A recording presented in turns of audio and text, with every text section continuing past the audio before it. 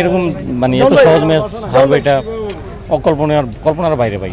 আমার মনে হয় পরিকল্পনাতে অনেক সমস্যা আছে। জিতলেও বাংলাদেশ, হারলেও বাংলাদেশ। আপনি 17 বলে 13 রান করে তো আপনি টি-20 জিতবেন না। মিডল অর্ডারের অবস্থা খুবই খারাপ। কতটা খারাপ লাগতেছে কথাই বলতে ভাই আজকে ভাই কথা বলতেছে না, সত্যি বলতে মানে মনে চাইতেছে না, বুঝছেন? এরকম মানে এত সহজ ম্যাচ হারবে এটা কল্পনার বাইরে ভাই, বুঝছেন? সবাই আসলে মন খারাপ, আপনার সাথে অনেক দর্শকই ছিল আসলে, তারপরে আসলে কেন হারলো মানে কি মনে হয় আপনার, কোন দিক থেকে? এটা সবাই জানি কেন হারছে ভাই, বুঝছেন? না সবাই জানি, তা কতটা হতাশ আপনি, কতটা হতাশ? সুন্দরভাবে একটা পরিকল্পনা করে আগায় নিয়ে যাচ্ছে। আমাদের মুরব্বীদের মধ্যে এই জিনিসগুলাই অনেক অনেক সমস্যা আছে।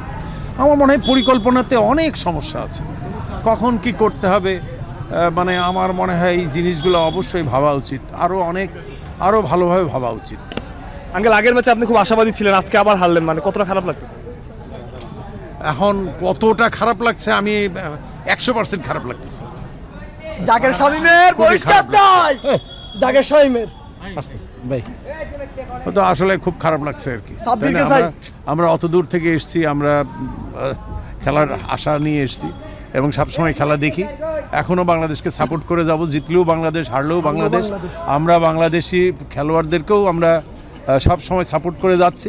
হয়তো এক সময় মোমেন্টামটা আবার চেঞ্জ হবে, আমরা আশাবাদী, দেখা যাক। আঙ্কেল, আপনি তো অনেকদিন ধরেই খেলা দেখেন এবং ঢাকা থেকে এখানে এসেছেন, ঢাকাও খেলা দেখেছে, আসলে আপনার কি মনে হয় কোথায় আজকে হারলাম, কোথায় হেরে গেলাম? আমরা অনেক স্লো খেলেছি। আপনি এই ব্যাটিংটা আমাদের ওই যে বললাম না, পরিকল্পনার অভাব। আপনি 17 বলে 13 রান করে তো আপনি টি-20 জিতবেন না, তাই না? আপনি টি-20তে তো আপনাকে আপনি যখন রান হবে না তখন আপনাকে 1 রান বের করতে হবে। 1 রান বের করতে করতে যা রান রেটটাকে একটু ক্যারি করতে হবে। আপনি ক্যারি করতে না পারলে তো হবে না। আপনি লাস্টে আপনি দেখলেন তো কত রান দরকার।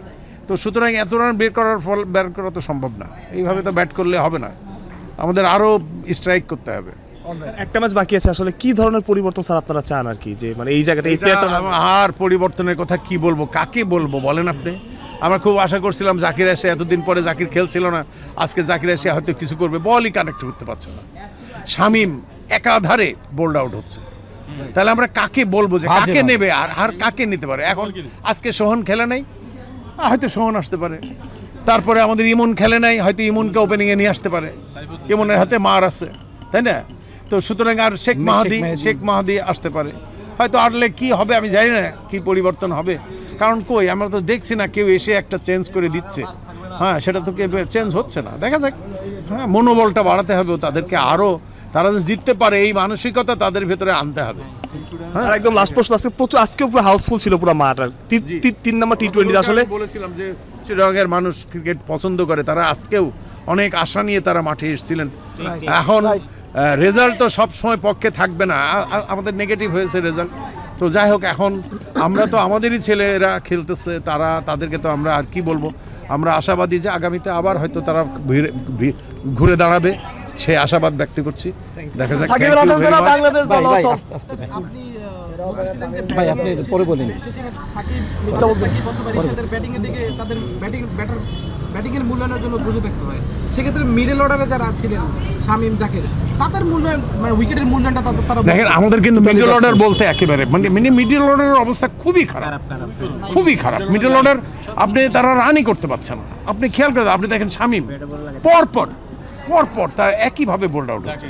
আপনি জাকির আলী দেখেন, আপনি 17 বল খেলে 13 রান। আপনি এইভাবে তো আপনি শুধু আমি টিকে থাকলাম কিন্তু জিততে পারলাম না, তাহলে কি হবে? টি-20-র মতো খেলতে হবে, তাই না? মূলত মানে হৃদয়ের যে সময়টা নামছে, ওই সময়টা যদি কিছু রান করতে পারতো তাহলে ম্যাচটা জিততে পারতাম। এই শিক্ষা সফরের মধ্যে আমাদের একটা শিক্ষণীয় আছে, আমাদের বোলিং আজকে ভালো হয়েছে। 18 এবং 20 নম্বর ওভারটা আমাদের এবং সাহেবকে দিয়ে বোলিং করানো হয়েছে এবং শামীমকে দিয়েও করানো হয়েছে। যদি এই বোলিং প্যাটার্নটা যদি প্রথম ম্যাচে থাকতো তাহলে ম্যাচটা আমরা জিততাম। আজকের বোলিং প্যাটার্নটা ঠিক ছিল, বাট তাহিদ হৃদয় এবং জাকির আলী যে স্লো ব্যাটিং, এটা তো যে ক্রিকেট বুদ্ধি হওয়া লাগে না, যে কেউ বলবো যে এই ব্যাটিং করে টি-20 ম্যাচ জেতা যায় না, সম্ভব না, রাইট।